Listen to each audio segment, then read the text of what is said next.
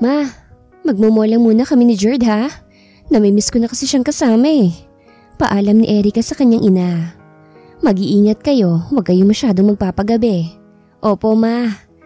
Anong gusto mong bilhin, Mine? Tanong ni Jerd sa kasamang dalaga. Mamaya na tayo mamili. Gusto ko muna maglibot sa buong mall. Namimiss kong maglakad kasama ka eh. Ako rin naman. Pasensya ka na't palagi rin akong busy sa kumpanya. Kaya minsan lang din tayo magkabanding. Paliwanag ng binata sa dalaga habang nakaakbay siya rito. Nood tayo ng movies. May magandang palabas ngayon. Hindi ba gipit ang oras mo? No. Inilian kong araw na to sa'yo. Kaya no worries. O sige, ikaw ang bahala. Pagdating ng dalawa sa mall ay bumili muna sila ng makakain nila sa loob ng sinihan para daw hindi na sila lalabas pa. Gentleman ang boyfriend ni Erica. Ni isang halikay, hindi ginawa nito sa dalaga. Hanggang hawak kamay lang siya. At kung anong dahilan kung bakit ayaw niyang halikan si Erica, ay sinawalang bahala lang ito ng dalaga. Ang ganda ng movie no? Nakaka-inlove. Ang sarap siguro magmahal kung ganyan ang lalaking mamahalin mo. Handa kang ipaglaban sa lahat ng pwedeng manakit sa'yo. Nakangiting sabi ni Erica habang nakasandal sa balikat ng boyfriend niya ang kanyang ulo. Tama ka. Maiksing sagot ni Jerd sa nobya. Hanggang sa natapos ang palabas ay nag-aya na si Erica na lumabas na mula sa sinihan. Ramdam niyang hindi na mapakali si Jerd. Pero hindi niya ito pinuna. Mas gusto niyang ito mismo magsabi sa kanya kung anong nangyayari. Pero nakauwi na lang sila, wala pa rin sinabi ang binata sa kanya. Kaya matamlay na pumasok siya sa bahay nila. Where is she? Tanong ni Nathan sa tauhan niya. Nakauwi na siya, boss. And that man? Gusto kong imbestigahan mo siya. I need that information tomorrow. Bigyan mo pa ako ng isa pang araw, boss. Para alam ko lahat ang tungkol sa lalaking yun. Okay, but make sure na hindi ako mahihirapan na kunin ang babaeng yun sa kanya. No problem, boss. Ibinaba na ni Nathan ang tawag at nakangiting hinaplos sa mukha ni Erica mula sa larawan. I'll do everything to make you mine, Miss Beautiful. Malamig niyang sabi habang nakatitig sa magandang mukha ng dalaga. Ma, aalis na po ako. Mag-iingat ka anak. Salamat ma. Naglakad na palabas ang bahay nila si Erica. Ilang araw na niyang hindi makontak si Jerd. Nag-aalala siya rito pero ni isa sa mga kaibigan niya. Walang masabi kung saan ngayon ang binata. Love, kailan mo pa babalak sabihin kay Erica ang totoong buntis na ako, Jerd? Alam mong ayokong lumaki na walang amang anak ko. Naiinis na sabi ni Marjorie sa binata. Bakit ka ba nagmamadali? Kasalanan mo naman kung bakit ka nabuntis. Diba ikaw ang may gusto niyan para makuha mo ko sa nobya ko? Alam mo kung gaano ko kamahal si Erica at ayokong saktan siya. Really? At yan pa talagang iisipin mo kahit may anak ka na sa akin? Sabay natin tong ginawa, Jerd. Parehas tayong nagpakasarap kaya hindi ako papayag na ako lang mag-aalaga sa kanya. Kaya gumawa ka ng paraan para masabi kay Erica ang totoo. Dahil kung hindi, ako mismo magsasabi sa kanya. Banta ng dalaga sa binata. Ayan ang wag na wag mong gagawin, Marjorie. Dahil hindi ako magdadalawang isip na abandonahin ka kapag gumawa ka ng hindi maganda sa babaeng mahal ko. Pananagutan kong anak ko. Pero hindi ibig sabihin na napakakasalan na kita. Si Erica lang ang gusto kong dalhin sa altar. At hindi ikaw yun. Malamig na sabi ni Jerd bago iniwan ng dalaga.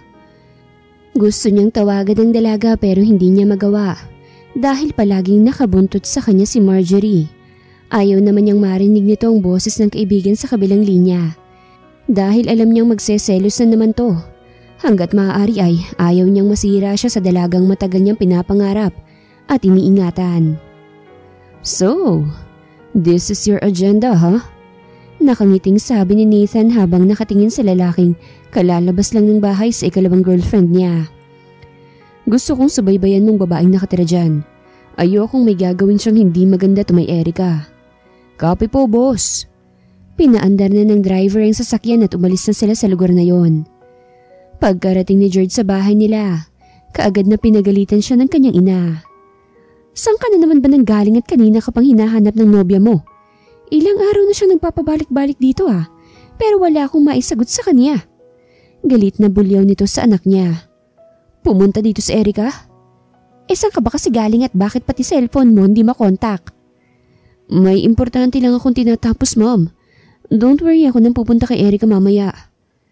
May tinapos ka? Alam mo bang yan din ang sinasabi ng daddy mo sa akin noon kapag may kasama siyang babae? Agad na napaubos si Jerd dahil sa sinabi ng kanyang ina. Mom, wag mo naman po akong itulad kay daddy. Tapat po ako kay Erica. Sana nga, Jerd. Dahil kung mangyaring may ginawa kang kalokohan at ikakasakit ng damdamin ni Erica, sisiguraduhin ko sa iyo ako mismong maghahanap ng lalaking hindi siya sasaktan. Banta ng kanyang ina sa kanya. Ma, ako pong anak mo. So what kung anak kita? Tulad ni Erica, babae rin ako, Jerd. Kaya kung masasaktan siya, masasaktan din ako dahil parang anak ko na si Erica. At alam kong higit na masasaktan siya kapag nagloko ka. Hindi na nakipag-away pa si Jerd sa kanyang ina. Humalik muna siya sa pisngi nito bago pumunta sa kwarto niya.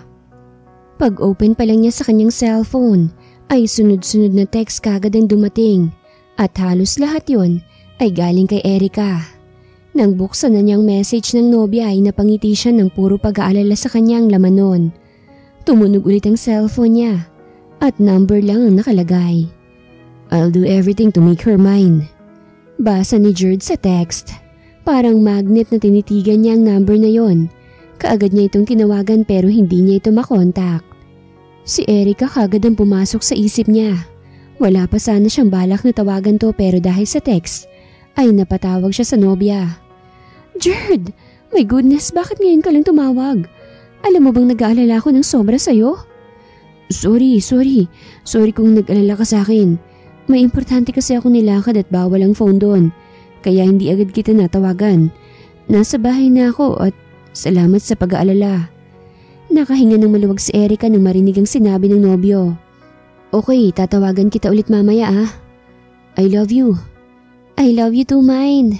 Ibinabanan ni Erica ang tawag habang may ngiti sa labi siyang bumalik sa trabaho niya. Kabababa pa lang ni Jerd sa kanyang cellphone nang may nag-text dito. Sulitin mo ng araw na kasama mo pa siya. Dahil hindi magtatagal ay malalaman niya na may babae kang nabuntis. Agad na kinabahan si Jerd habang matalim ang tingin na ipinukol sa kanyang cellphone. Sino ka? At bakit kilala mo si Marjorie? Hindi mo makukuha si Erica mula sa akin. Hindi. Gigil na sabi ni Jerd habang halos madurog na ang cellphone niya dahil sa higpit ng pagkakahawak niya rito. Pagdating ng hapon ay nagligpit na si Erica ng mga gamit niya at lumabas na sa pinagtatrabahuhan niyang kumpanya. Hoy Erica, ang ganda mo talaga ah. At ang ganda ng balat mo. Share mo naman sa amin yung sikreto mo nang kuminis din ang balat namin. Sabi ng katrabaho niya sa kanya. Kayo talaga, wala akong pampakinis ng balat. Saka safeguard lang naman ang sabon na gamit ko eh. Nahihiyang sabi ni Erica. Hindi kasi siya sanay na pinupuri siya. Ay, wow! Hanep! Kaya pala maraming nagkakagusto sa'yo eh. Napakamot sa kanyang noo si Erica dahil sa kadaldala ng mga kasama niya. Huwag niyo nang daldalan si Erica dahil wala nang pag-asa yung mga may gusto sa kanya. Dahil nasa baba na naghihintay sa kanyang nobyo niya. At speaking of boyfriend, isa palang CEO ang boyfriend niya, o diba? Nanlaki ang mata ni Erica nang marinig ang sinabi ni Jenny. Nasa baba ang boyfriend ko? Nang mapagtantuang sinabi ng kasama niya, ay mabilis na tumakbo siya sa elevator at pagkalabas niya, ay siya namang pagtagbo ng mata nila ni Jerd. Mine! Mabilis na sinalubong siya ni Jerd at mahigpit na niyakap siya nito. Anong ginagawa mo rito? Nakangiti niyang tanong sa boyfriend habang papalabas sila ng building. Namiss kita eh, kaya pinuntahan kita rito para makapag-date naman tayo. Palusot ni Jerd sa dalaga. Ang totoong dahilan kasi kung bakit niya ito sinundo ay dahil sa text sa kanya na hindi niya kilalang texter. Hindi ka ba busy? No, I'm not. Basta para sa'yo hindi ako magiging busy. At na-adjust ko ng gawain ko sa opisina para palagi kitang masusundo tuwing hapon. Nakangiting sabi ni Jerd sa nobya.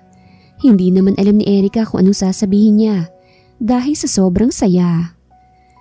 Nang makarating sila sa lugar kung saan sila magdi-date, ay nakahanda na ang mesa. Nandoon ang lahat ng gusto ni Erica. Ang paborito niyang pagkain ng in-order ni Jerd, pati ang gusto niyang bulaklak nandun din. Hindi talaga yun ang paborito niyang bulaklak. Nagustuhan niya lang yun dahil sa yun ang palaging binibili ni George sa kanya. Wow! At talagang alam mo ng paborito kong kulay at pagkain ha? Biro niya sa binata.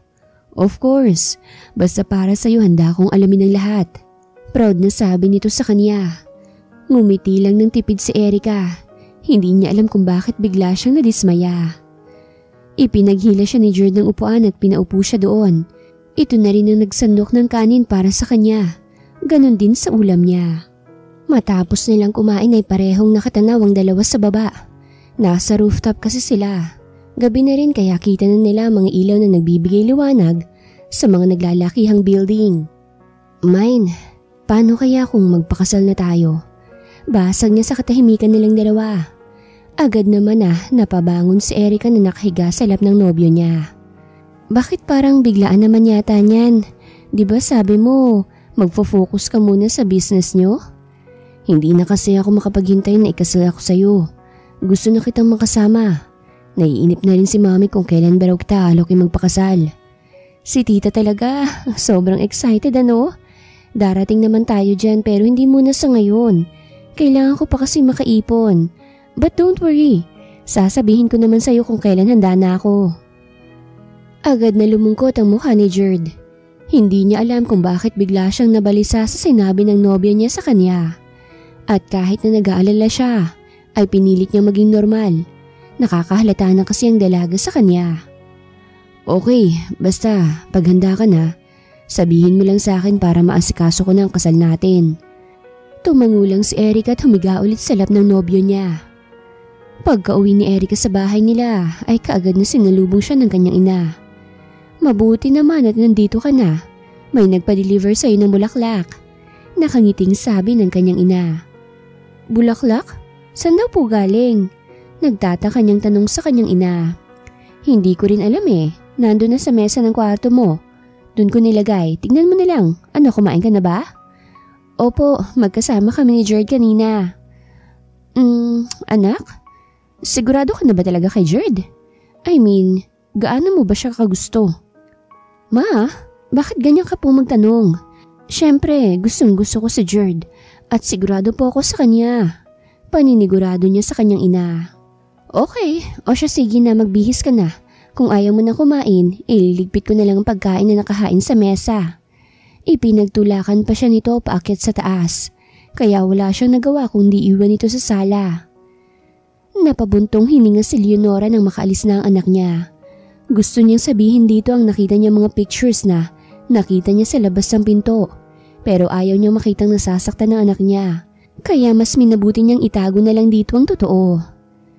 Tila nawala ang pagod na nararamdaman ni Erica nang makita ang bulaklak na sinasabi ng kanyang ina. Ang paboritong bulaklak niya yon at sininghot-singhot pa niya ito dahil sa bango ng bulaklak. Nang tignan niya ang card ay heart lang nakalagay at Mr. N lang ang sender. Kaya alam niyang hindi galing kay Jerd yon. Kahit naguguluhan sa kung sino ang secret admirer niya, ay pinilit pa rin ni Erica na makatulog. Hindi kasi pwedeng wala siyang tulog dahil marami pa siyang trabaho na gagawin bukas. Sa mansyon naman ni Nathan, ay nakangiti si Nathan habang pinagmamasdan ng mga larawan na kuha ng tauhan niya na siyang inutusan niya para bantayan si Erica. Wow! Ang ganda niya na! Patingin nga! Hinablot ni Shelo ang hawak ng kuya niya at pati siya'y napawaw sa ganda ng babae na nasa larawan. Aba, pumapag-ibig ka na kuya! Tukso ni Shelo sa kanyang kuya. Yun lang ang naging sagot ni Nathan sa bunso niyang kapatid. Gusto mo, kaibiganin ko siya? Nakangiting sabi ni Shelo sa kuya Nathan niya. Really? Napalabi si Shelo na parang hindi naniniwala ang kuya niya sa kanya. Wala ka bang tiwala sa akin? I have, of course. Pero paano mo naman gagawin yun? Ako nang bahala dyan, kaya relax ka lang. Bigyan mo ako ng information tungkol sa babaeng yan. Ako nang bahalang dumiskarte para mapalapit ako sa kanya. Nakangiting sabi ni Shelo sa kuya niya. Naiiling na ibinigay na lang ni Nathan ng information sa kapatid niya. Alam naman niyang tutulungan siya nito. At alam niya ang ugali nito na kapag gusto niya, makukuha niya. Ilang araw pang lumipas At hindi na nakabalik pa si George sa bahay kung nasaan si Marjorie. Galit na galit ang dalaga sa kanya. Hindi mo man lang ba sasagutin yung tawag na yan? Kanina pa nagre-ring yung phone mo ah. Baka importante na yan. Sabi ni Erica habang nakatingin sa boyfriend niya. Don't worry, yung kabusiness ko lang yan na makulit. Hayaan mo na siya, titigil din yan. Ganun ba? O sige, ito pa kain ka pa. Marami pa akong dala dito. Ipamigay mo na lang sa mga tauhan mo kung hindi mo mauubos. Sayang naman kung mapapanis lang. Ang bait talaga ng girlfriend ko, kaya mahal na mahal kita eh. Agad namang nag-init ang pisngi ni Erica habang nahihiyang nakatingin sa nobyo niya. Wow! Ang sarap naman itong ulam nyo. Pakain ah! Sulpot ni Marjorie sa opisina ni Jerd. Nagkatinginan lang magkasintahan at hindi alam kung anong kanilang sasabihin. Mars, you're here! Kailan ka pa bumalik? Akala ko ba nasa ibang bansa ka na nagtatrabaho at paano mo nalaman na andito ako? Sunod-sunod na tanong ni Erica sa kaibigan niya. Nagtanong ako kay tita, pumunta ako sa bahay niyo at ang sabi niya nandito ka raw. Kaya dito na ako dumiretso. Nakangiting sabi nito habang sumubo ulit siya ng kanin at ulam. Oh, hi Jerd! Mas lalo ka yatang gumagwapo ngayon ah. Sabay kindat niya sa binata. Agad namang napaubo si Jerd at hindi alam kung anong gagawin at sasabihin niya. Alam niyang may binabalak si Marjorie at bago pa mangyari yun, kailangan na niyang gumawa ng paraan para hindi magkausap ang dalawa. Mine, sabi ni Mami, pwede ka daw ba mamaya dun maghapunan sa bahay? Namimiss ka na raw kasi niyang kasalo sa pagkain.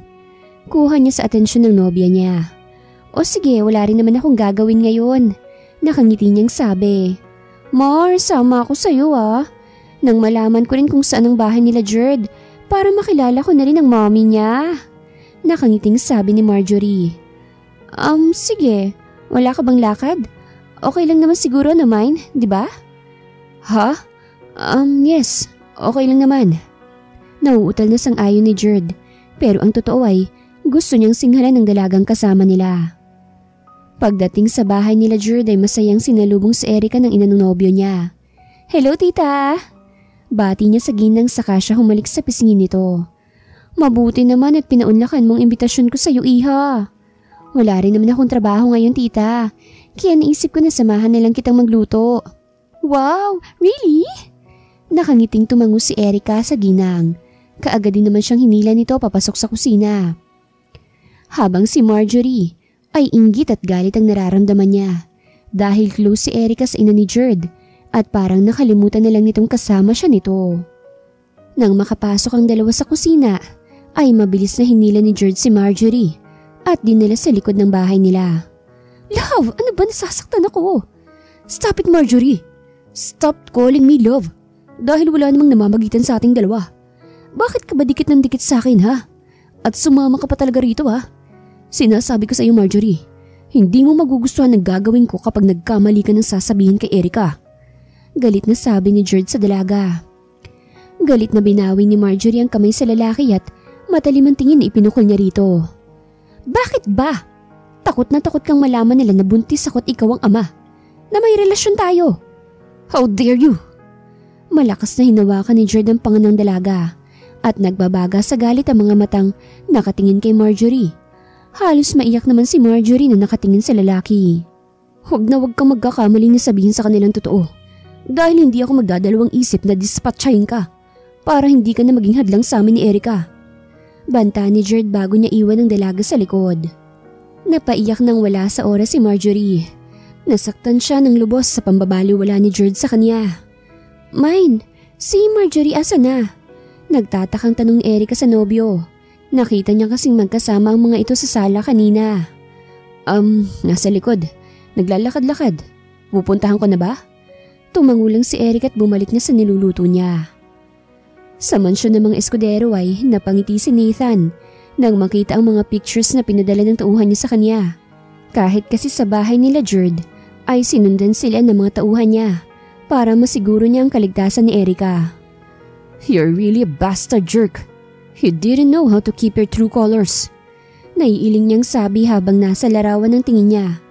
Ngayon pa lang ay excited na siyang makita kung anong reaksyon ni Jerd kapag nalaman ni Erica ang totoo tungkol sa mga pinaggagawa niya. Matapos maghapunan nila Erica, ay kaagad na inihatid na sila ni Jerd sa kanilang bahay. Sanang sa inyo, ihahatid na rin kita. Malamig na sabi ni Jerd kay Marjorie. Dito na muna ako kila Erica, wala rin kasi akong kasama sa bahay eh. Mabilis na tumaas ang kilay ni Jerd at parang hindi nagustuhan ang sinabi ni Marjorie. Alika na Mars! Mabilis na bumaba si Marjorie sa kotse at kaagad na kumapit sa kaibigan niya papasok sa bahay. Kumaway lang si Erica sa nobyo niya bago sila tumuloy sa loob. Nagulat ang ina ni Erica na makita kung sinong kasama ng anak niya. Pero kahit ganon, ay pinapakita pa rin niya rito ang kabutihan niya. Naawa lang siyang nakatingin sa kanyang anak na walang kaalam-alam sa mga nangyayari. Kumain na kami kila Jerd ma. Ikaw kumain ka na ba? Oo anak. Alam kong hindi ka rito maghahapunan kaya nauna na lang akong kumain. Mabuti naman at napadalaw ka rito Marjorie. Akala ko'y nasa ibang bansa ka na kasama ang boyfriend mo. Nakangiting sabi ng ginang sa kaibigan ng anak. Hindi po kami natuloy tite, kaya dito na lang siguro ako maghahanap ng bagong trabaho. Ganun ba anak? Bakit hindi mo siya i-rekomenda kay Jerd? Siguro naman ay may bakante sa kumpanya nila hindi ba? Kawawa naman tong kaibigan mo kung wala siyang mapapasok ng trabaho. Kakausapin ko po si Jerd ma. Tama ka, kailangan talaga ni Marjorie ng bagong trabaho ngayon. Sige ma, maiwan ka na muna namin. Naiiling na nakatingin lang ang ginang sa dalawa. Sayang, at magkakasiraan lang kayo dahil lang sa isang lalaki. Anya ng isip niya. Halos basagin na ni Jerd ang cellphone niya matapos siyang tawagan ni Erica. Lalong hindi siya makakatrabaho ng maayos kapag nasa kumpanya niya si Marjorie. Pero hindi rin niya kayang tanggihan ng nobya. Hindi lang niya mahal ang babae kundi takot din siyang malaman nito kung anong tunay na namamagitan sa kanila ni Marjorie at buntis pa ito sa anak niya. Mabilis na nagdaan ang mga araw. Nang pumasok si Erica sa trabaho niya ay pinagpiestahan siya ng mga katrabaho dahil sa mga bulaklak na dumating at may kasama pang chocolates at sweet message sa kanya. Grabe ka girl, ang haba ng hair mo ah. Pero kung sa bagay marami naman talaga nagkakagusto sa'yo eh. Kahit kulit yung buhok mo, bagay na bagay naman sa'yo at lalo ka pang gumaganda. Simpleng ayos lang sa'yo, ayan, para ka nang si Barbie doll. Ewan ko sa inyo, magsibalik na nga kayo sa mga trabaho nyo. Uupo na sana si Erica nang tumuli ang mga kasama niya, kaya wala sa sariling nakiusyoso na rin siya. Oh my gosh, bes, ang gwapo! At ang kurba ng katawan niya. Ang yummy! Kung akong girlfriend nito, siguradong ibabahay ko ng lalaking to. Sabi ng isa sa mga kasama niya. Hindi alam ni Erica pero kahit siya, ay halos dumikit na ang mata sa lalaking kapapasok pa lang. Parang binaiyaan na ito ng lahat dahil sa maladonis niyang pangangatawan. At ang perpekto nitong mukha ay hindi mailarawan ni Erica kung gaano ba ito kagwapo. Mabilis na umupo siya sa upuan niya at pinabayaan ng lalaki na dadaan sa mesa niya. Pero gano'n na lang ang gulat nang sa tapat niya na mismo ito huminto. Kahit ang mga naroroon ay nakiusyoso na rin. Oy, ang swerte naman talaga ni Erica. Ano ba talagang meron sa babaeng yan at nagugustuhan siya ng halos lahat ng lalaki dito sa kumpanya? Rinig niyang sabi ng mga kasama niya. What can I do for you, sir? May I help you? Kahit kinakabahan ay naging mahinahon pa rin si Erica sa harap ni Nathan. At ngumiti pa siya rito ng matamis. Kung tutuusin, halos nagpa-cute na siya rito. Matamis na ng pangiti si Nathan kay Erica. Para kasing musika sa pandinig niya ang boses ng dalaga. Cute. Anya ng isip niya. I just wanna ask where's Mr. Ledesma's office? Si Sir Greg pala. Samahan na po kita sa kanyang opisina, sir? Sabi ng isang babae. It's okay. Kaya ko naman. Ituro mo na lang. Napilitan na ngumiti ang babae. Saka itinuro ang opisina ng boss nila. Habang nagpipigil naman ng tawa si Shelo nang makitang nairita na naman ang kuya niya. Pero kaninang si Eric ang kausap at para itong mabait na anghel habang nakangiti sa dalaga. Alam naman talaga nito kung saan ang opisina ng kaibigan at balak sana niyang magpasama kay Erica ng ibang nagpresenta kaya kaagad ay nadismaya siya. Tunay ngang maganda siya, simple at walang kaarte-arte sa katawan. Kaya naman pala nahuhumaling ka kagad sa kanya eh. At gusto ko na rin siyang makilala. Nakangiting sabi ni Shelo habang nasa loob sila ng elevator. She's simple, But yet, so beautiful. Nakangiti ring sabi ni Nathan. Tss, pero wag mo kalimutan akong gumawa ng paraan para malapitan mo siya. Mayabang na sabi ni Shelo pero hindi siya pinansin pa ni Nathan.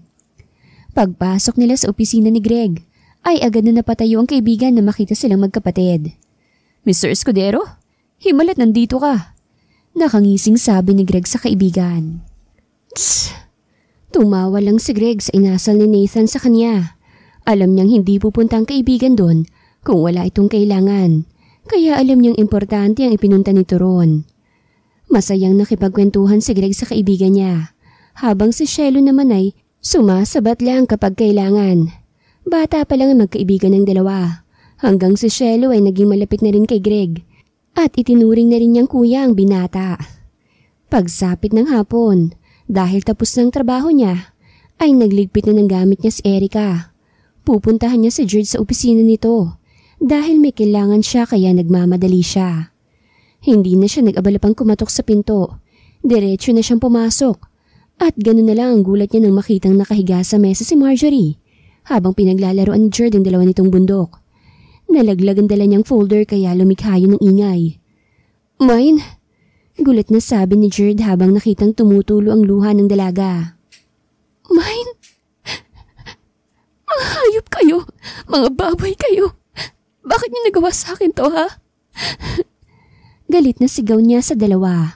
Mabilis na umalis sa mesa si Marjorie para sana magbihis pero kaagad siyang nahila ni Erica at kaagad na ginawaran ng mag-asawang sampal. Hayop ka! Itinuring kitang kapatid dahil akala ko mapagkakatiwalaan ka. Yun pala, traitor kang, lintik ka. Napakalandi mo! Isa pang sampal at tadyak ang ginawa ni Erica sa kaibigan niya. Napaigit lang ang kaibigan habang si Jared ay hindi nakagalaw sa kinatatayuan niya dahil ibang Erica na ang nakikita niya.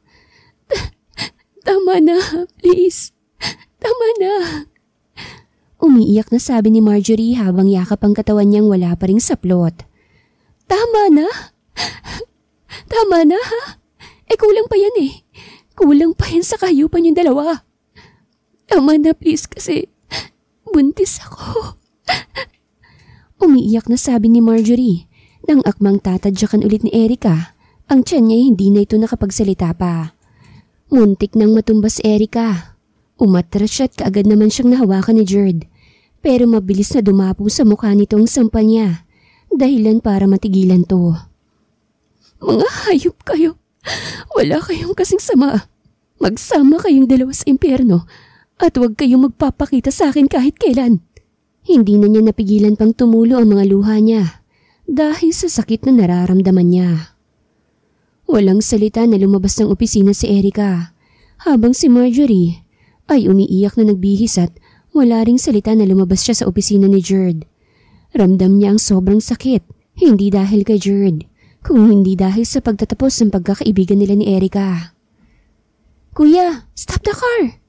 Utos ni Shelo sa driver nila. Nang makilala niya ang taong parang wala sa sarili na naglalakad sa highway. What's wrong? Hindi sinagot ni Shelo ang kapatid. Mabilis siyang bumaba ng sasakyan at kaagad na dinaluhan ng dalagang animoy walang nakita. At bago pa man siya mabangga sa sasakyan nila Shelo, ay mabilis na siyang nahila ni Nathan hanggang sa tuluyan ng nawala ng malay ang dalaga sa bisig ni Nathan. Oh, shucks! Kuya, dalhin na natin siya sa ospital. Tarantang sabi ni Shelo. Mabilis na binuhat ni Nathan ang dalaga at pati siya'y kinabahan na rin. Pagdating sa ospital ay sinalubong agad sila ng kaibigan nilang doktor. What happened to her? Nagkulapsang po siya, Dok. Si Shelo nang sumagot. Okay, dalhin niyo na siya sa kliniko. Mabilis na dinala ni Nathan ang dalaga sa klinik ng kaibigan na doktor. At kahit nasa maayos ng kalagayan ng dalaga, ay hindi pa rin mapakali si Nathan.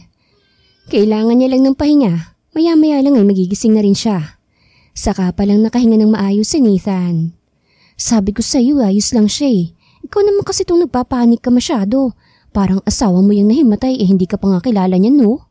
Kaagad na bulyaw ni Shelo sa kapatid niya. Sa halip na sagutin ng dalaga, ay kinuha ni Nathan ang cellphone at tatawagan sana ang tauhan nang maunahan siya nito. Sir, Nasa ospital po ang kaibigan niya. Dinala ko nang mawalan to ng malay at kamuntik ng malaglagan dinadala niya. Napabuntong hininga si Nathan habang sinusulyapan ng dalagang tulog. Okay, matapos siyang lumabas dyan, dalhin mo muna siya sa malayo sa Jared na yon. At gusto kong alamin mo kung anong nangyayari sa kanila ng kaibigan niya. Copy po, sir. Ilang araw nang nakaraan mula nang mangyari ang insidente na yon. Ilang araw na rin na hindi mahagilap ni Jared ang nobya niya. Wala siyang balita dito. Ni text o tawag ay hindi nito sinasagot. Kamusta ng pakiramdam mo? Okay ka na ba? Nag-aalalang tanong ni Shelo kay Erica. Matapos kasi nila itong dalhin sa ospital nang magkulaps ito, ay naging magkaibigan ng dalawa. Okay na ako, salamat sa tulong mo. Pasimple pa siyang ngumiti rito. Wala yun. Tsaka kahit sino naman siguro makakakita sa'yo, ganun din ang gagawin. Bakit palang bait mo sa akin ni hindi mo nga ako kilala? Mabait naman talaga ako. Tsaka wala lang, gusto ko lang maging kaibigan ka. Maaari mo na sigurong sabihin sa akin kung bakit ka nagkulaps ng araw na yon? Agad na nagbaba ng tingin si Erica at naalala na naman niyang naganap sa opisina ni Jared. Sobrang sakit pa rin sa kanyang nangyari at hindi niya alam kung kailan niya makakalimutan ang lahat ng yon. Kung gusto mong magliwaliw muna para saglit na makalimutan yung mga problema mo, pwede ka namang sumama sa akin. May alam akong lugar na pwede kang makapag-isip ng tama at para malayo ka na rin sa mga nanakit sa'yo. Makahulugan na sabi ni Shelo. Paano mo nalaman na may nanakit sa akin? Takang tanong ni Erica sa kasamang dalaga. Ano ka ba? Ang mga ganyan kasi, alam ko na yan. At alam kong heart problem ang sakit na nararamdaman mo ngayon. Nakangiti pang sabi ni Shelo. Alam na nilang lahat at ang kailangan lang nila ay ilayo si Erica kay Jared. Nakausap na rin nila ang ina ni Erica. Mabuti na lang at nagtiwala ito sa kanila. Kaya okay lang kung saan nila dalhin si Erica. Alam naman ito kung saan sila pupunta. What did she say? Tanong ni Nathan sa kapatid niya. Okay na kuya, pumayag na siya. Ngiting tagumpay ang makikita sa mga mata ni Nathan. Kahit siya lang mag-isa, ay alam ng kapatid na nakangiti ito ngayon. Hindi ba't sinabi ko na sa'yo na wag mong sasaktan si Erica? Ano na ngayon? At talagang kaibigan pa niya ang kalumpungan mo? Wala ka na ba talagang hiya sa katawan, Jared? Galit na sigaw ng kanyang ina sa kanya. Galit na galit to nang sabihin ni Jared dito ang totoo. Gumawa ka ng paraan para magkabalikan kayo. Wala akong pakialam kung buntis man ang kaibigan niya. Kay Erica ko lang gusto magkaapo at hindi sa desperadong babae na yon. Galit na nasabi ng ginang bago niya iniwan ang anak. Nakailang balik pa si Jared sa bahay ng nobya niya. Pero hindi pa rin sinasabi ng ina nito kung saan ang dalaga pumunta. Kahit lumuhod na siya sa harapan nito, talagang matigas ang ginang. At ipinakita pa sa kanya ang kuha nila ni Marjorie nang nasa kama sila. Hindi ko alam kung kanino galing ang mga pictures na yan. Bigla na lang yan dumating dito sa bahay. Alam mo, Jared, nangihinayang ako sa inyong dalawa ni Erica. Dahil talagang nagustuhan kita para sa anak ko. Dahil nire-respeto at inaalagaan mo siya. Pero ngayon sinaktan mo siya. Nasasaktan din ako, Jared. Mahal na mahal ko ang anak ko. Kaya hindi ko kayang makitang nasasaktan siya ng dahil sa'yo. Kaya kung maaari lang, huwag ka na magpapakita pa sa anak ko.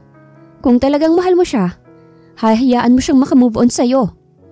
Laglag ang balikat ni Jared nang umalis sa bahay nila Erica. Sobra man ang pagsisisi niya. Hindi na niya maibabalik pa ang dati sa kanila.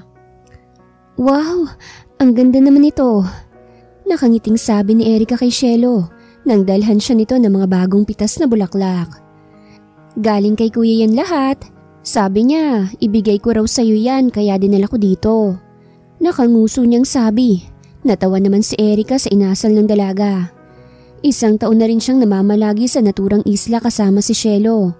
Minsan naman ay dinadalaw sila doon ni Nathan at talagang naglalaan ito ng araw para makasama silang dalawa ni Shelo. Did you like that? Sulpot ni Nathan sa likuran ng dalawa. Oo naman, ang ganda kaya. Nakangiti niyang sabi sa binata. Nang makita ni Shelo na nawala sa kanya ang atensyon ng dalaga, ay mabilis na umalis si Shelo, kaya ang dalawa na lang naiwan. Mabuti naman at nagustuhan mo. How are you here? Okay naman. Salamat sa tulong ninyong magkapatid ah. Unti-unti ko nang natatanggap ang lahat. Great. Pero Nathan, kasi gusto ko nang umuwi kay mama. Namimiss ko na kasi siya eh. Araw-araw ko naman siyang nakakausap pero iba pa rin yung kasama ko siya. Are you sure? Oo. Nakayuko niyang sabi pero agad din siyang napaangat ng tingin nang itaas ni Nathan ang tingin niya. Okay, bukas na naalis na tayo rito. Talaga? Hindi biro yun? Hindi joke? Nope. Yes! Thank you! Dahil sa sobrang saya niya, ay wala sa sariling nayakap niya ang binata. Hindi naman nakagalaw si Nathan sa ginawa ni Erica. Pero deep inside, ay sobrang saya niya. Niyakap niya na lang din ang dalaga. Nang mapagtanto ang ginawa niya ay nahihiyang kumalas sa pagkakayakap niya si Erica kay Nathan. Sorry, nabigla lang ako. Nahihiya nitong sabi. It's okay, let's go. Nakaluto na siguro si Manang Nilda. Kahit nasa isla sila ay meron pa rin katulong sina Shelo at Erica doon. Sinadya yun ni Nathan para hindi mahirapan ng dalaga habang nandoon ito kasama ang kapatid niya. Mama, namiss kita. Nakangiting sabi ni Erica habang yakap ang ina. Ang batang to talaga. Akala mo naman kung saan siya nanggaling. Saka araw-araw naman tayong magkausap, hindi ba? Pero iba pa rin yung kasama kita, mama. Ay, sige na, pumasok na kayo. Pati kayong dalawa, dito na kayo kumain at nagluto ako ng para sa inyo. Sabay na pumasok ang magkapatid sa loob at pinagbigyan ng ginang. Sa hindi kalayuan, ay kita ni Jared kung papaanong alalayan ng isang lalaki si Erica. Gusto niyang saktan at suntukin ng lalaki pero hindi niya kayang harapin ng nobya. Matagal na siyang nagpapabalik-balik sa bahay ng nobya. At ngayon lang niya ito nakitang muli. Nawala lang ang atensyon niya sa tinatanaw nang tumunog na ang cellphone niya. Nasaan ka na ba? At kanina pa ako naghihintay sa'yo. Bungad ka agad ng ina sa kanya. Mom, masyado pang maaga para sa party na yan. Don't worry, Mom. Darating ako sa oras na magsimula ng party. May importante lang akong pinuntahan. Kung ang tungkol na naman kay Erica, my goodness, Jared. Sa tingin mo ba mahal ka pa niya? Bakit hindi mo na lang asikasuhin ang anak mo kay Marjorie? Bye, Mom. Napabuntong hininga sa Jared matapos ibaba ang tawag. Hindi niya matanggap na wala na sila ni Erica. Kaya gagawin niya ang lahat. Bumalik lang to sa kanya. Wow! Oh my ghost! Hindi kita nakilala kagad ah. Mas lalo ka pang gumanda. Manghang puri ni Shelo kay Erica nang pasukin niya ito sa kwarto kung saan nila inaayusan. Salamat, Shel. Pati nga rin ako, hindi ko na nakilala yung sarili ko nang humarap ako sa salamin eh. Iba talaga pag may pera, no? Nagagawa lahat. Tama ka. Pero alam mo bang may hindi nabibili sa pera? Ano naman yun? Iyan. Turo ni Shelo sa dibdib ng dalaga. Kahit mapera ka, kung hindi ka mahal ng isang tao, wala ka talagang magagawa kahit bayaran ka pa ng mahal. Kung hindi mo naman gusto, wala pa rin kwentang pera mo. Makahulugang sabi ni Shelo. Let's go. Nasa baba na si kuya, hinihintay na tayo. Sabay na lumabas ang dalawa sa kwarto at sabay na bumaba ng hagdan. Kahit nakapunta na si Erica sa bahay ng magkapatid, hindi pa rin niya maiwasang mamangha sa ganda ng bahay. Nakasandal si Nathan sa kotse habang hinihintay ang kapatid at ang dalagang matagal na niyang gustong angkinin na sa kanya lang ito. At nang matanaw ang dalawang babae ay parang minamagnet ang mga mata niya sa dalagang papalapit sa kanya. Sobrang ganda nito sa suot niyang gown na humapit pa sa katawan niya at lalo pa itong tumaas nang magsuot ito ng heels. Hoy kuya, baka matunaw si Erica sa kakatitig mo sa kanya. Sita ni Shelo sa kapatid niyang nakatulala nang nakatingin sa kasama niyang dalaga. Oh sorry, halos hindi ko kasi siya nakilala. Sabay iwas niyang tingin dito. Maging si Erica hindi rin makapaniwalang nakatingin sa gwapong nilalang na nasa harapan niya. Ang gwapo kasi ni Nathan sa suot niyang tuxedo. Let's go? Pinagbuksan niya ng pinto ang dalaga habang si Shelo ay nauna nang pumasok sa harapan at si Nathan at Erica ay nasa passenger seat. Pagdating nila sa naturang party ay marami ng tao at dahil hindi sanay sa ganong klaseng party ay nahihiyang nakatingin si Erica sa mga naroroon. Don't be shy, higit na mas maganda ka kaysa sa kanila. Pag-cheer up ni Nathan sa dalaga. My goodness! Sino yung babaeng yun? Ngayon ko lang nakita na may kasamang babae si Mr. Escudero ah. Yes, At kita naman natin kung paano siya hawakan ni Mr. Escudero. Ang swerte naman niya at siyang napili ni Mr. Escudero na isama sa ganitong klaseng event. Bulungan sa paligid na nakalampas sa pandinig ni Erica. Kaya mas lalo pa siyang dumikit kay Nathan na ikinangiti naman ng binata. Humiwalay si Cielo sa kanila, kaya sila nalang dalawang magkasama. Hello Mr. Escudero, mabuti naman at nakarating ka. Salamat sa pagpapaunlak sa imbitasyon ko. You're welcome, Mr. Hernandez. Sabay pakipagkamay ni Nathan dito. And who's this beautiful lady beside you? Mapanuring tingin na tanong ni Mr. Hernandez kay Nathan. She's my girlfriend, Mr. Hernandez. And you know me. Ayokong pinakikialaman ang personal na buhay ko at mga pag-aari ko. Makahulugang sabi ni Nathan sa kausap. Kaagad na nag-iwas ng tingin si Mr. Hernandez kay Erica. At itinuro kay Nathan kung saan ang upuan ng mga VIP. Ang mga kalalakihan na nandoon ay hindi maiwasang tumingin sa gawin nila Erica. Paghangang unang makikita sa mga mata nila. Kakaiba kasi ang gandang nakikita nila sa dalaga at naiinggit sila kay Nathan dahil ito ang kasama ng dalaga. Kung akong boyfriend niyan, ibabakuran ko na yan. Mahirap na't baka makuha pa ng iba. Alam ni Nathan na si Erica ang pinag-uusapan ng mga lalaki sa hindi kalayuan sa kanila. Kaya mas lalo pa niyang idinikit ang dalaga sa kanya. Nang mapatingin si Erica sa kanya, ay nginitian niya lang to. Samantalang dumating na rin sila Jerd, kasama ang kanyang ina. Tulad nila Nathan ay imbitado rin ang mag-ina sa naturang event. Nagulat pa si Jerd nang makilala ang babaeng kasama ni Nathan.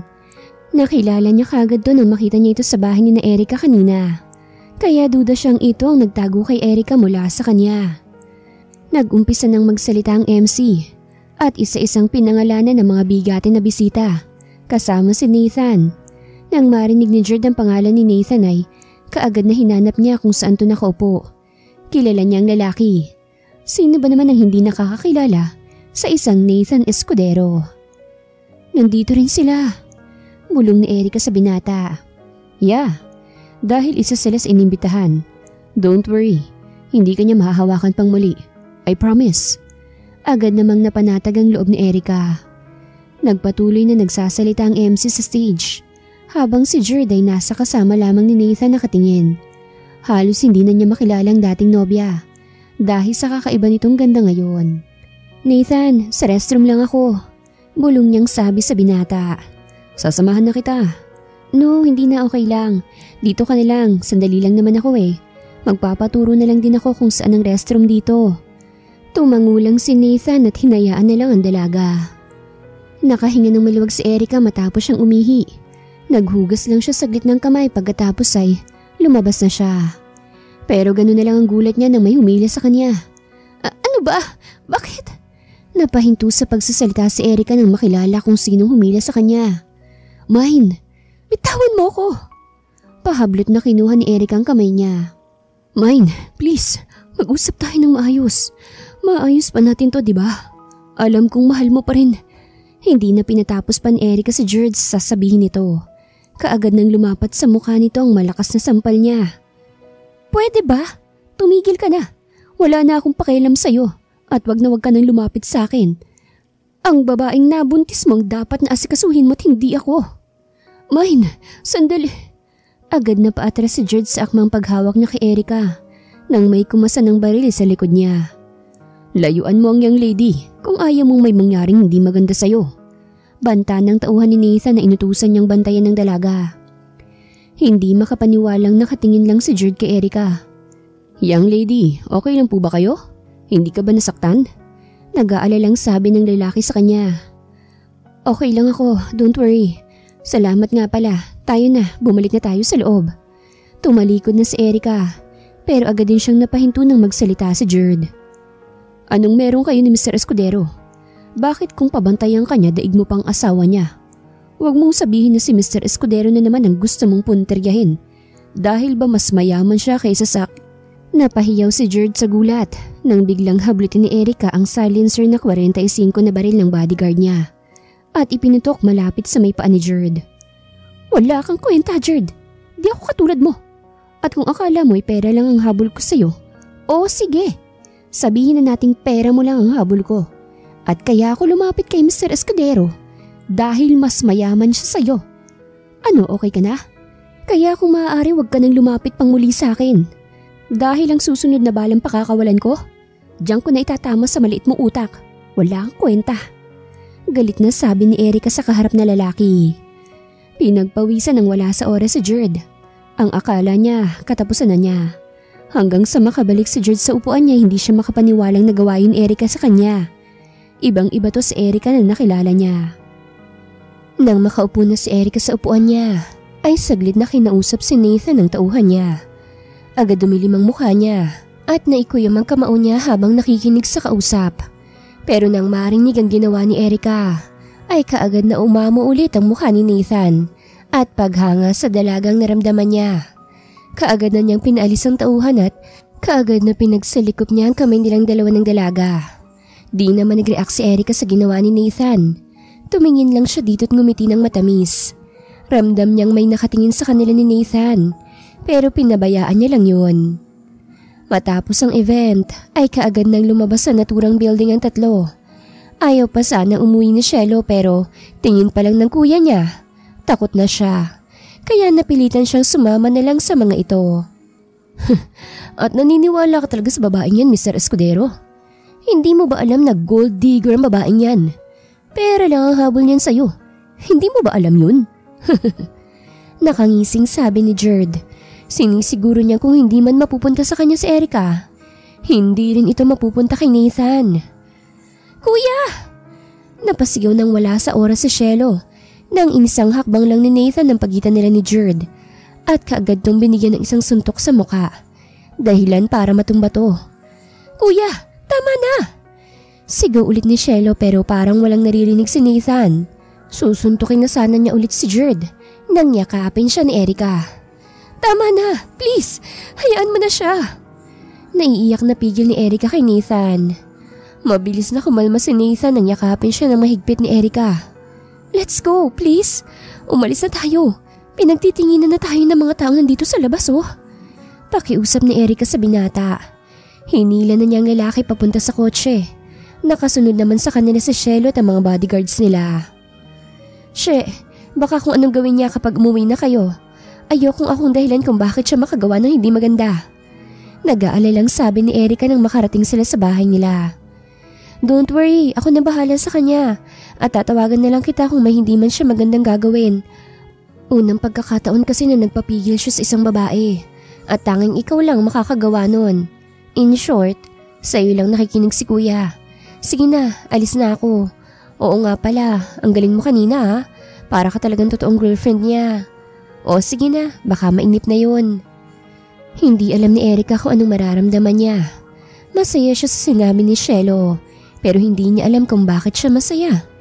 Totoong nagpapanggap lang sila na magnobyo pero hindi niya pinagsisisihan yun. Pumasok ka na, wag ka nang kiligin dyan. Oras na para matulog. Nahihiyang tumingin si Erica sa kanyang ina habang kita niya sa mga itong panunokso sa kanya. Pagdating sa mansyon ng mga Escudero, ay sa minibar agad dumiretso sa Nathan. Kayong dalawa, samahan niyo ako uminom. Turo niya sa dalawang bodyguards nila. Pero sir, kasi sasamahan niyo ako uminom o wala na kayong trabaho bukas. Mabilis pa sa 4:00 ang dalawa na sumunod kay Nathan papuntang minibar. Naiiling naman si Shelo na nakatingin sa kuya niya at sa bodyguard nitong takot matanggal sa trabaho nila. Huwag ka masyadong maglasing kuya, baka hindi ka na magustuhan ni Erica niyan. Lalo pang uminit ang ulo ni Nathan sa sinabi ng kapatid niya. Kayong dalawa, may mga girlfriend ba kayo? Unti-unti nang nalalasing si Nathan. Ako sir, meron. Really? Paano mo ba napaibig ang nobya mo ha? Magkwento ka naman. Lasing nang sabi ni Nathan. Napakamot sa kanyang ulo ang tauhan at naghahanap ng maipapayo sa boss nila. Panay naman ang ngisi ng kasama niya. Yan ang napapala mo. Ang daldal mo kasi. Bulong ng isa pang lalaki na kasama niya. Ganito lang sir. Mahal mo naman siyang Lady Erica, no? Ano kaya kung hindi mo siya makuha sa Santong Dasalan? Kunin mo na lang siya sa Santong Paspasan. Nakangising sabi ng tauhan niya. Kaagad naman itong nasiko ng isa pa niyang kasama. Sira ulo ka. Paano kung totohanin niya yung sinabi mo? Di yari ka pa boss. Pabulong nitong sabi. Problemado namang nakatingin ng lalaki sa boss nila. Ano naman ang sasabihin ko? Sa'yo nang ginawa ko sa girlfriend ko Ayun, hindi na humiwalay sa akin. Loko kang talaga.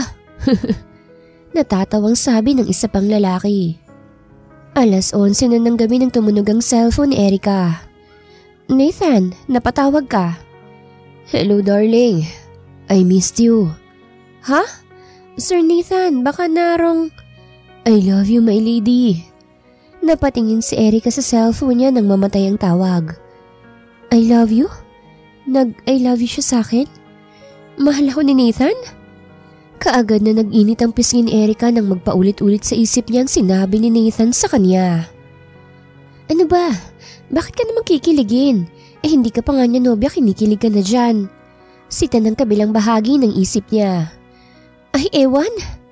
Ayun na lang ang nasabi niya habang bumalik siya sa paghiga sa kama at nagpagulong-gulong doon. Ilang araw pang nagdaan, nakabalik na si Erica sa dati niyang trabaho. Masaya naman siyang sinalubong ni Greg. Para sa kanyang kaibigan, gagawin niyang lahat maging masaya lamang ito. Salamat sa pagtanggap mo ulit sa akin, Sir Greg. Hindi ko akalain na welcome pa rin ako dito sa kumpanya mo. Of course, malakas ka sa akin kaya sige na, mag-umpisa ka na. Nahihiyang umupo si Erica sa bagong upuan niya. Hindi niya alam kung bakit yun pinalitan. Nang komportable na siyang nakaupo, ay nagtaas siya ng tingin. Ang iba'y ngumiti sa kanya. Meron namang nagtaas ng kilay at merong matalimang tingin sa kanya. Ang kapal ng mukha niyang akitin si Sir Greg. Kaya naman pala sila naghiwalay ng nobyo niya. Dahil si Sir Greg palang gusto niya. Sabi ng isa pa niyang kasama. Gustong matawa ni Erica sa sinabi ng mga kasamahan niya. Hindi niya alam na updated pa lamang ito sa takbo ng buhay niya. Hindi pa nakakapag-umpisa si Erica sa trabaho nang may dumating na delivery boy at may dala itong bulaklak. Delivery po para kay Miss Erica Sebastian. Lalong tumaas ang kilay ng mga kasamahan niya nang banggitin ang pangalan niya. Ako po si Erica. Alika po, dito po tayo. Para po sa inyo ma'am, pakipirmahan na lang po ito. Matapos pirmahan ay nagpaalam ng delivery boy. Halos tumalon mula sa kanyang dibdib ang puso niya nang mabasa kung kanino yun galing. Paano niya nalaman ng paborito kong bulaklak? Nagtatakang tanong ni Erica sa sarili niya. Habang ang mga kasama niya hindi pa rin makapaniwalang may nagbigay sa kanya ng bulaklak kaagad. Pagod na napahilot ng kanyang balikat si Erica at marahan na umunat siya. Pagod ang una niyang naramdaman kaya mabilis na siyang nagligpit para makauwi na rin siya. Nathan? Get in, sabi nito habang nakabukas na ang pinto ng sasakyan. Kanina ka pa ba? At ihahatid kita sa pag-uwi mo. Salamat sa flowers nagustuhan ko. Hindi lang basta nagustuhan dahil paborito ko talaga yung bulaklak na pinadala mo. Paano mo nga pala nalaman na paborito kang bulaklak na yon? Agad na napakamot sa ulo si Nathan dahil mukhang mapapaamin na siya rito. Pasok ka na. Bago pa man siya makahakbang, ay may huminto ng isa pang sasakyan kasunod kay Nathan. Mine, pwede ba kitang makausap? Jerd, ano ba? Kailan ka ba titigil? Hindi mo man lang ba ako tatanungan ko anong sasabihin ko sa'yo? Alam kong hindi ka niya tunay na girlfriend na nagpapanggap lang kayo para may maiharap siya sa mga tao. Pwede ba hindi ako interesado sa sasabihin mo? At kung yan lang ang pinunta mo dito, umalis ka na. Kahit pa ba sabihin ko sa'yong hindi aksidente ang pagkikita niyo ni Mr. Escudero? Sinadya niya yun at ng kapatid niya para mapalapit sila sa'yo.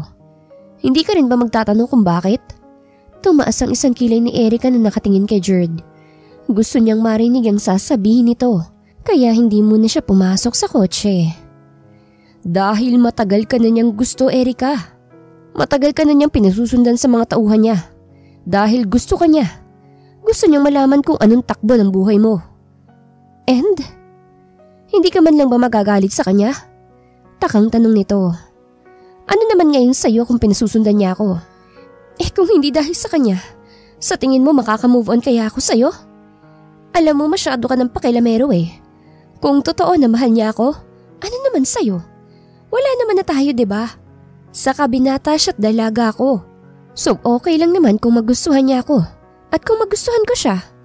At kung naging obsessed man siya sa akin dahil mahal niya ako, wala naman siyang masama na ginawa sa akin. Inalagaan at ginawa naman niya ang lahat para sa akin at pinagpapasalamat ko yon. Ang kaninang kinakabahan na reaksyon ni Nathan ay biglang nabura ng marinig ang sinabi ng dalaga. Kung mahal niya ako, mahal ko rin naman siya. At oo, aaminin kong nagpanggap lang kami. Ano naman ngayon sa'yo?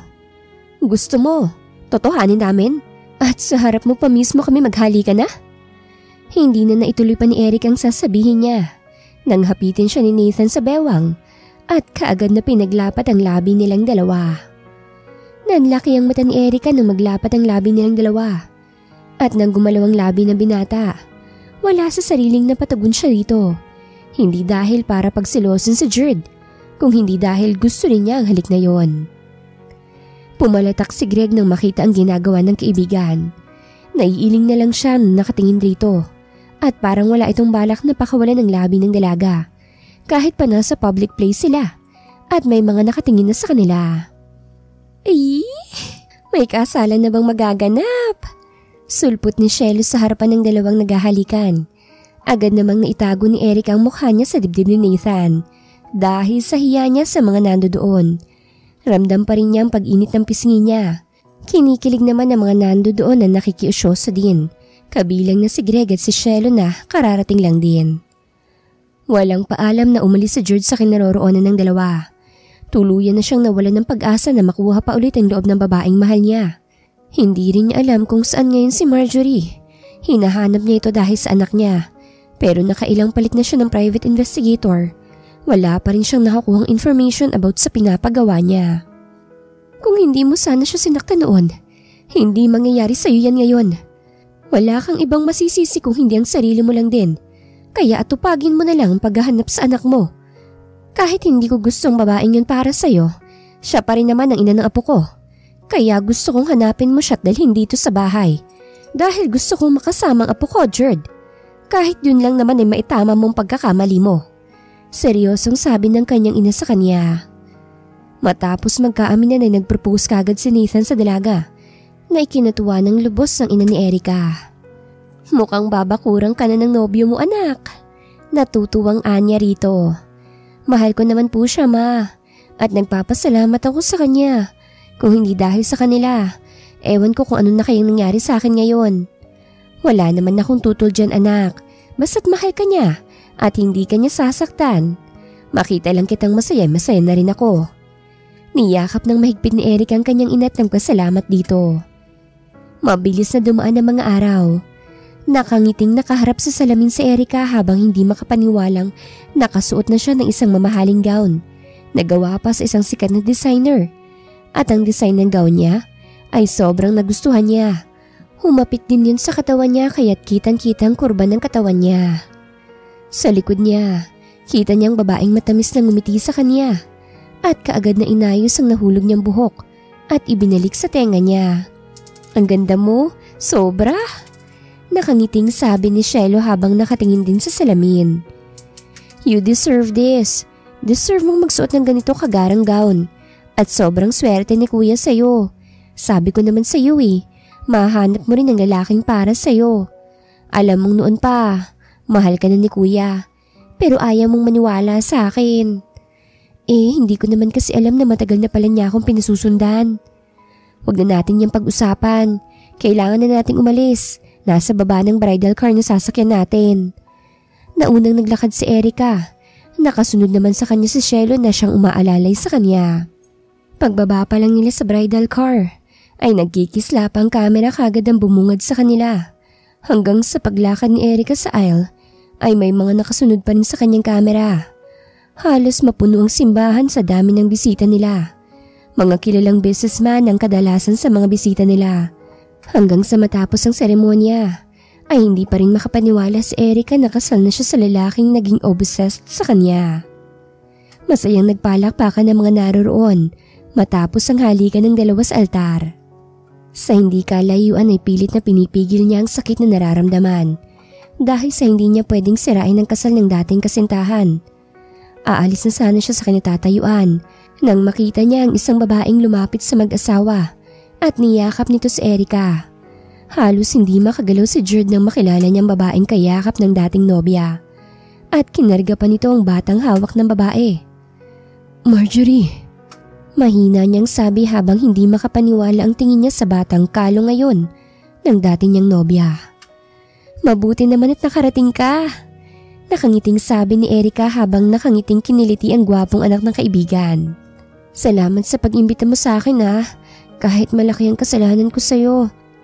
Espesyal na araw mo ito, kaya hindi pwedeng absent ako dito, no?" Nakangiti ring sabi ni Marjorie. "Tayo na sa reception, hinihintay na nila tayo."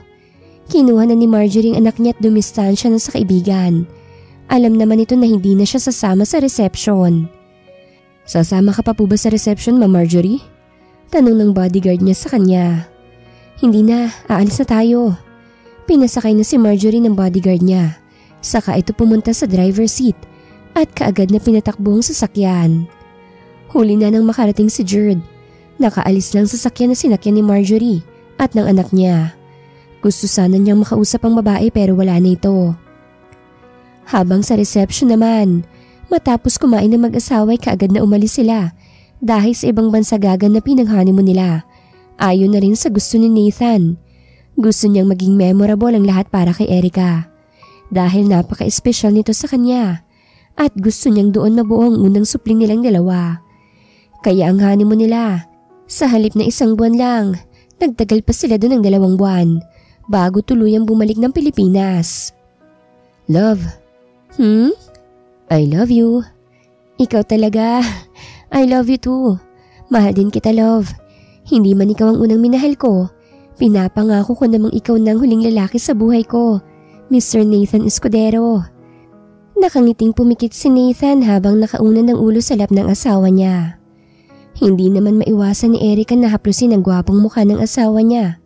Ni sa panaginip, hindi niya inaasahan na magkakagusto si Nathan sa kanya. Wala na siyang mahihiling pa sa Diyos dahil nasa kanya ng lahat. At kahit nasaktan siya ng gusto, mas pinili niya pa rin magpatawad. Noong unang nalaman niya na si Nathan palang nagtago kay Marjorie dahil gustong ilayo ni Jared dito ang anak niya ay naawa kagad siya kay Marjorie. Dahil kahit malaki ang kasalanan nito sa kanya, itinuturing pa rin niya itong kapatid at binigyan ng ikalawang pagkakataon para magbago. Minsan talaga, madaya ang tadhana at minsan ay masisisi mo ang Diyos kung bakit nangyari yon. Pero hindi mo alam, ginawa niya lang pala yon dahil may mas deserve sa'yo na kaya kang mahalin at alagaan at pahalagahan hanggang sa huli. Wakas.